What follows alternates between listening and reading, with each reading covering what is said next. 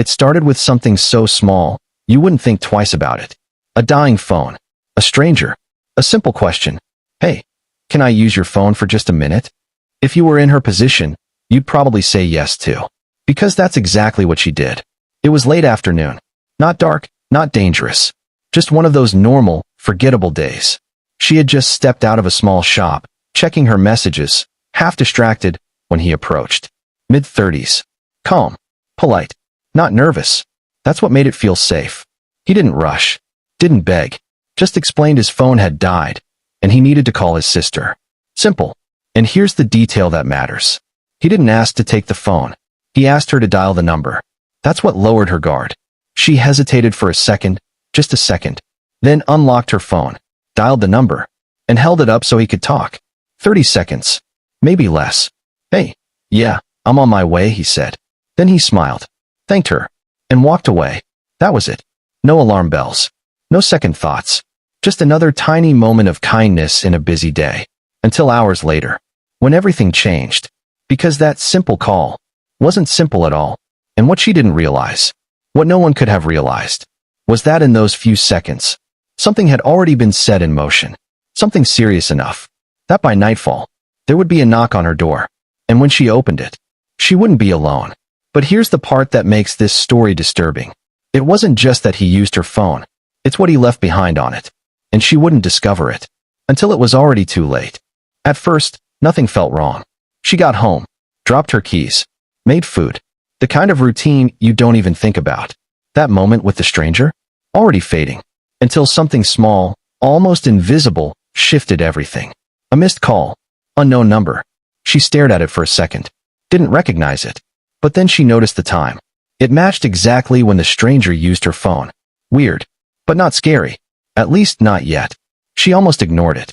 But curiosity won. She tapped it. And that's when her stomach dropped. Because there wasn't just one call.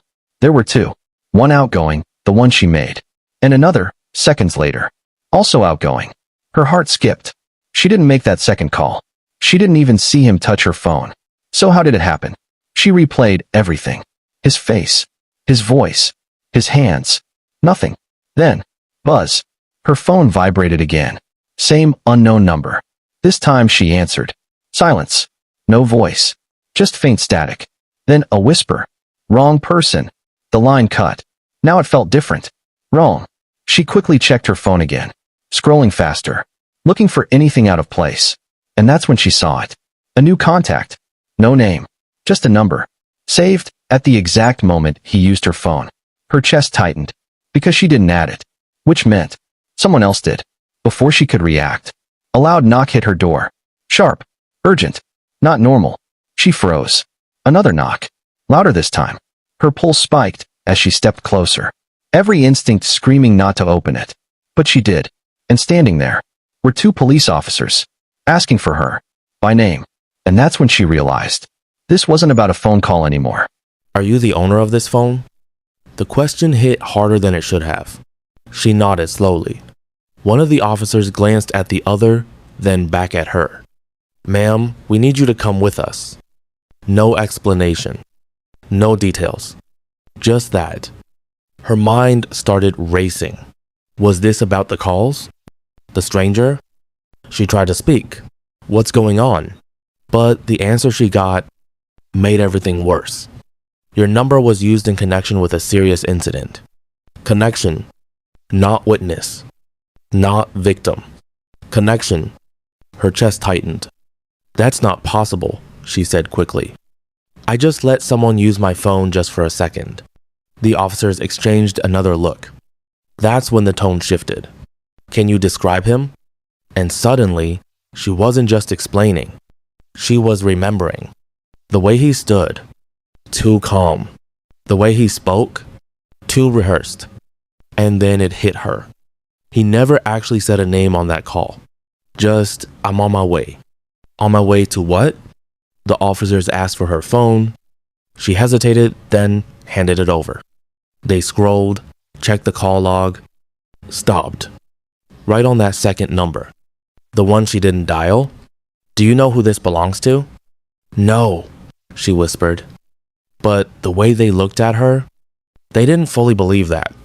Or maybe they just couldn't afford to, because what they said next changed everything. That number was contacted minutes before a crime was reported. Her heart dropped. What kind of crime? Silence. A pause that felt too long. Then, a violent one. The room felt smaller, colder, and suddenly, that moment outside the shop, there, didn't feel random anymore. It felt planned, like she had been chosen, used, set up. But the worst part, they weren't done, because as one officer stepped closer, he lowered his voice and said, "There's something else you need to see." And whatever it was, it made her realize this situation was far deeper than just a phone call. They didn't explain. One officer simply turned her phone toward her. Look closely. At first, nothing. Just her normal screen. Then he tapped deeper. A hidden menu. Something she had never seen before. And that's when her chest tightened.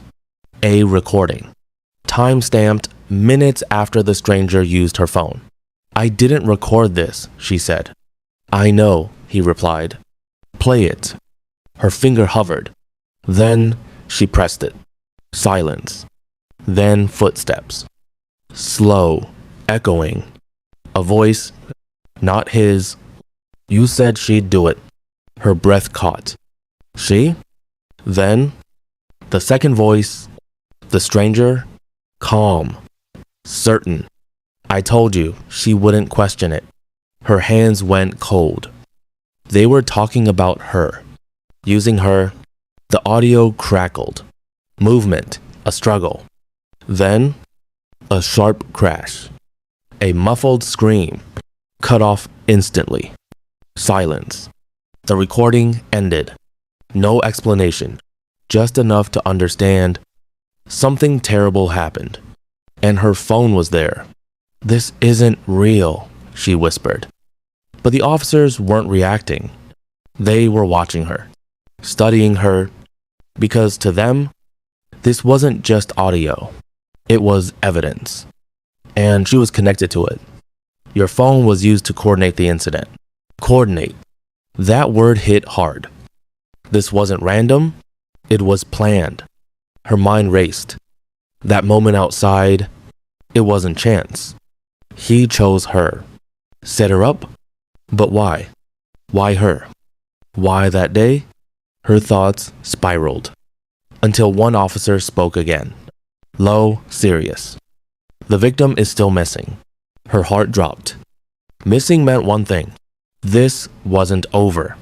And somehow, she was already in too deep. Everything after that moved fast. Too fast. Questions. More questions. Where she was. What she saw? Every detail. But none of it changed the truth. Her phone was part of something real. Something dangerous. And somewhere out there, someone was missing. Hours later, she sat alone. The silence was heavier now. Her phone had been returned. But it didn't feel like hers anymore. It felt contaminated. She stared at the screen. That contact was still there. No name. Just a number. The one she never saved. The one connected to everything. The police told her not to touch it. Not to call. Not to engage. And for a while she listened. Until, buzz. Her entire body froze. A message. From that number. Her hands trembled as she opened it. Just one line. "You weren't supposed to see that." Her breath caught. They knew. Whoever this was. They knew she had listened. Knew she was involved. Knew where to reach her. Another message came instantly. "You helped more than you think." Her heart pounded. Helped? No. She didn't help. She was used. But then, a third message appeared. And this one made everything worse. "Don't worry. We'll need you again." Her chest tightened. Again? This wasn't over. It was just starting. She tried to breathe. Tried to think. Should she tell the police? Ignore it? Run? Her screen lit up one more time. A final message. An address. No explanation. No context. Just a location. And underneath it, a timer. Counting down. That's when she realized the truth. This wasn't just a mistake. It wasn't just bad luck. She had been chosen. Pulled into something bigger. Something planned. And now, she had a decision to make. Because whatever waited at that address would either expose everything or pull her in even deeper. And the scariest part? This all started because she said yes to a stranger